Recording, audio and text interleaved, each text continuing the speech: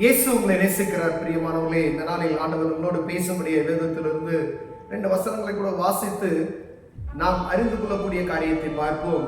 அது நீதிமொழிகளின் புஸ்தகம் 24வது அதிகாரம் 30வது வசனம் எப்படியாவது சொல்லுகிறது. சோம்பேறியின் வயலையும் மதியீனனுடைய திராட்சை தோட்டத்தையும் கடந்து போனேன். இதோ அதெல்லாம் முள்ளு காடாய் இருந்தது, நிலத்தின் முகத்தை காஞ்சோரி மூடினது, அதன் சுற்றுச்சுவர் இடிந்து கிடந்தது. அதை கண்டு சிந்தனை பண்ணினேன், அதை நோக்கி புத்தி அடைந்தேன். ஒரு சோம்பேறியினுடைய தோட்டத்தை குறித்து வேதம் எழுதி வைத்திருக்கிறது. ஒரு சோம்பேறி சுறுசுறுப்பற்றவனுடைய காரியத்தை, ஒரு தோட்டத்தை குறித்து எழுதியிருக்கிறது. அதை ஒரு மனிதன் பார்த்து அதை கண்டு நான் புத்தி அடைந்தேன் என்று எழுதப்பட்டிருக்கிறது. பிரியமானவர்களே, சோம்பேறி தன் சாப்பிடுகிற சாப்பாட்டை எடுத்து வாயில் வைப்பதற்கு என்ன செய்யறானா? வருத்தப்படுகிறான்.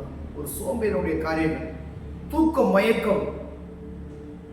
மயக்கம் இருக்குமையினால் தரித்திரம் வருணும். தூக்க மயக்கம் தரித்திரத்தை வருவிக்கும் என்று வேதம் சொல்லுகிறது. பிரியமானவர்களே, பிளைன்ஸ்ல கீழே எல்லாம் போய் பார்த்தீங்க அப்படின்னு சொன்னா, காலையில 4 மணிக்கெல்லாம் எந்திரிச்சு அவங்கவுங்க ஒர்க்கை கரெக்டா ஏர்லியா எந்திரிச்சு சரியான முறையில் நடக்கிறாங்க.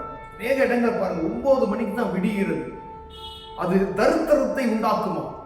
இதை நம்ம ஏதோ சுகமோகமா ஜீவித்துக் கொண்டிருக்கிறோம் என்று நாம் நினைக்கிறோம். ஒரு குறிப்பிட்ட எதுக்குமே ஒரு டைம் டேபிள் இருக்கணும் அப்படின்னு சொல்லி, ஒரு ஒழுக்கம் இருக்கும் அப்படின்னு சொல்லுவோம். பார்த்தீங்களா? குடும்பம்னா ஒரு ஒழுக்கம் இருக்கணும். இத்தனை மணிக்கு தூங்கணும், இத்தனை மணிக்கு எந்திரிக்கணும், இத்தனை மணிக்கு வேலைக்கு போகணும், இத்தனை மணிக்கு வேலை எல்லாத்தையும் முடிக்கணும் அப்படின்னு சொல்லி அந்த ஒழுக்கமற்று இருக்கக்கூடிய அநேகர் பாருங்க, காலையில 10 மணிக்கு 9 மணிக்கு தூங்குவாங்க.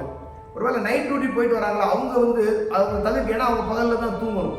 ஆனா நம்ம ஃப்ரீயா இருக்கக்கூடியவர்கள் என்ன செய்யறது? நல்லா டிவி பார்க்க வேண்டியது, தூங்க வேண்டியது. அப்ப சோம்பேறித்தனம். நீங்க வீட்டுல வேலையெல்லாம் செய்வீங்க, இதெல்லாம் காட்டிலும் உங்களை அடிமைப்படுத்துறது டிவி. ஆனா இந்த டிவி நிமித்தமா என்ன செய்றீங்க? காலையில வெள்ளனே எந்திரிச்சு வேலையை செய்யாதபடி மெதுவா எந்திரிக்கிற பாருங்களே, அது என்ன செய்யுமா? தரித்திரத்தை உண்டாக்கும். பாருங்க, அந்த மனிதன் சுற்றி பார்க்கும் பொழுது அங்கு காஞ்சோரி மூடி கிடந்தது, முட்புதர்கள். அந்த தோட்டத்தை என்ன செஞ்சா? அழைத்து அதை கிளீன் பண்ண முடியல அவரால். சுற்று சுவர்கள் வேலி அடைக்கப்பட்டதெல்லாம் பிஞ்சு போய் இடிந்து போய் கிடந்தது. நீங்க சோம்பேறித்தனமா இருப்பீர்களானால் உங்க வீடு எனக்கூடிய அந்த தோட்டத்தை என்ன செய்வான்? களை எல்லாம் சூழ்ந்து விடும். நீங்க சோம்பலா இருந்தீங்க அப்படின்னா சத்துரு உள்ள வந்துருவான், காஞ்சோரி போல மூடிக்கொள்வான், களைகள் முளைத்து போகும். உங்கள் பாதுகாக்கப்பட்டிருக்கிற வேலிகள் என்ன செய்ய? தகர்த்து பெயர்ந்து போய் கிடக்கும். யார் வேணாலும் வரலாம். அங்கு யார் குடியிருப்பார்கள்? நமக்கு தெரியும். பாலான இடத்துல யார் இருக்க முடியும்? அப்ப நம்முடைய குடும்பத்துல எப்படி நம்ம குடும்ப வேலையடைத்து பாதுகாக்கப்பட்டிருக்கிறதா?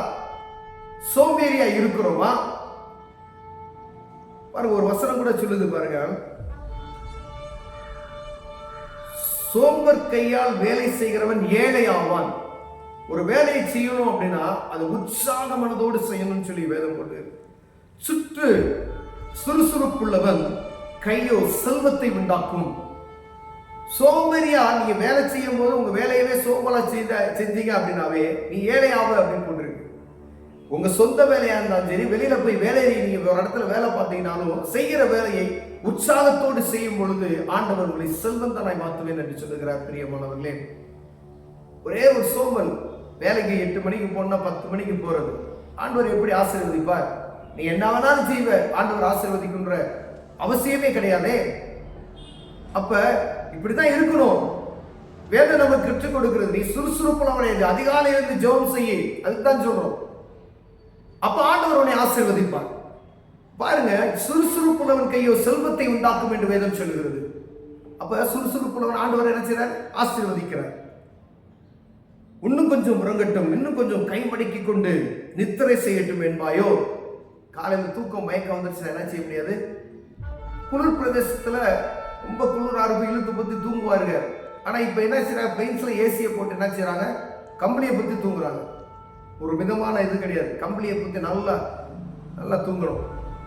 அப்ப ஒன்றும் கொஞ்சம் குளிர் இருக்க போல ஹில் ஸ்டேஷன்ல இருக்கிற ஒரு எண்ணம் இருக்கா? அப்ப இழுத்து பத்தி தூங்கணும், இன்னும் கொஞ்சம் நேரம் தூங்கலாம், இன்னும் கொஞ்சம் நேரம் தூங்கலாம் அப்படின்னு சொல்லி. அப்ப என்ன உண்டாகும்? உன் தரித்திரம் வழிபோக்கனை போலவும் உன் வறுமை ஆயுதம் அணிந்தவனை போலவும் வரும். எவ்வளவு ஒரு வருத்தமான வார்த்தையை பாருங்களேன். இன்னும் கொஞ்ச நேரம் தூங்கு, இருதய சொல்லும். மாம்ச பலவீனமானதுதான், ஆனா ஆவி உற்சாகம் உள்ளது. இந்த ஆவி உற்சாகம் எழுதுன்னு சொல்லும் போதே ஒரே சுறுசுறுப்போட எழுந்து பழகிட்டீங்க அப்படின்னு சொன்னா கையின் பிரயாசம் ஆசீர்வதிக்கப்படும். பாருங்க, உன் தரித்திரம் நீ அப்படி தூங்கி தூங்கி தூங்கி தூங்கிக்கிட்டே இருந்தோம் அப்படின்னு சொன்னா, வேலையே இல்லைனாலும் சரி, காலையில் எந்திரிங்க, ஏழையா எந்திரிங்க, வெளியே போங்க, எங்காவது சுத்துங்க, படுக்காதீங்க, தூங்காதீங்க, நல்லா கலகலன்னு பேசுங்க, வீட்டில் சின்ன சின்ன வேலை செஞ்சா சுறுசுறுப்பா செய்யுங்க, அது எக்ஸசைஸா செய்யுங்க. படுத்து படுத்து தூங்கிட்டு அப்படியே இருக்கணும் அப்படின்னா உட்கார்ந்தே இருக்கணும், கதை பேசணும், டிவி பார்க்கணும், படுக்கணும், டிவி பார்க்கணும் அப்படின்ற எண்ணங்கள் இருந்துச்சுன்னா சோம்பேறித்தனமாய் போகும். உன் தரித்திரம் வழிபோக்கனை போலவும் உன் வறுமை ஆயுதம் அணிந்தவனை போலவும் வரும். தேடி போக வேண்டியதில்லை. இப்படி இருந்த ஆட்டோமேட்டிக்கா நம்மளை தேடி தரித்திரம் வருவோம்.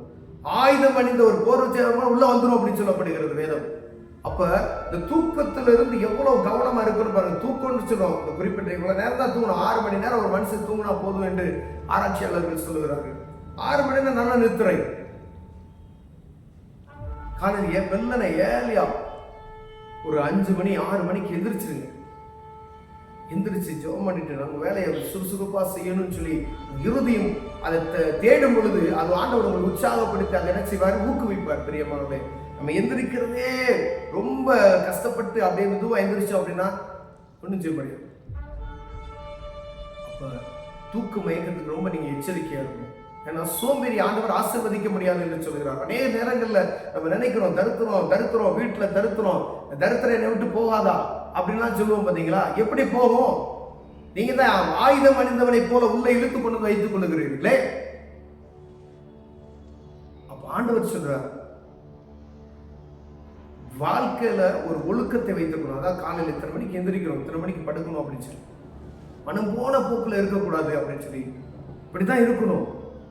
உற்சாகமா இருங்க, செய்கிற வேலையை உற்சாகமா செய்யுங்க, சோம்பலாய் செய்யாதீர்கள், முறுமுறுப்போடு அதை செய்யாதீங்க. மற்றவங்கள்ட்ட வேலை செஞ்சீங்கனாலும் உங்க சொந்த வேலையா இருந்தாலும் உற்சாகமானதோடு செய்யுங்க. அப்ப ஆண்டவர் இருந்தாலும் செய்வாரா, உங்களை ஆசீர்வதிப்பாரா. கண்களை விடுவோம், ஜெபம் செய்வோம். அன்பின் தகப்பனே, சோம்பலான காரியத்திலிருந்து எங்களை விடுவித்து காத்துக்கொள்வீராக. தூக்க மயக்கத்திலிருந்து விடுவித்து காத்துக்கொள்வீராக. ஆண்டவரே, அதிகாலையில் எழுந்து ஆண்டவரே வேலைகளை செய்வதற்கு, தேவ சமூகத்தை நோக்கி பார்ப்பதற்கு கிருபை பாராட்டுங்க. ஆண்டவரே, தரித்திரம் முற்றிலும் நீங்கி போவதாக இயேசுவின் நாமத்தில் ஆண்டவரே உதவி செய். இயேசுவின் நாமத்தில் ஆமென்.